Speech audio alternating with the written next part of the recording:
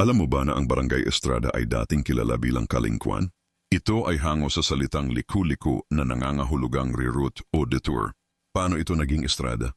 Nakuha ng Barangay Estrada ang pangalan nito noong World War II noong 1945, nang ang mga residente ng barangay ng Kalingkuan ay humingi ng kanlungan sa isang mas ligtas na lokasyong pag-aari ng pamilya Estrada, kung saan sila ay binigyan ng pahintulot na magtayo ng kanilang mga tahanan doon.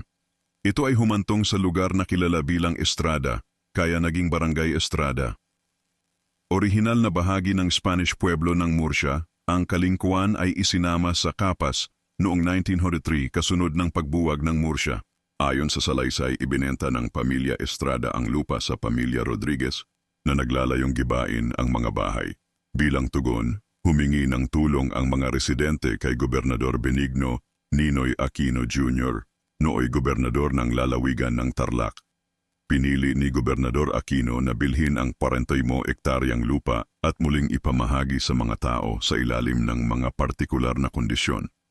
Nakatanggap ang bawat pamilya ng 2.5 ektarya ng lupa habang ang mga bahagi ay inilaan para sa plaza ng barangay at pagtatayo ng elementarya.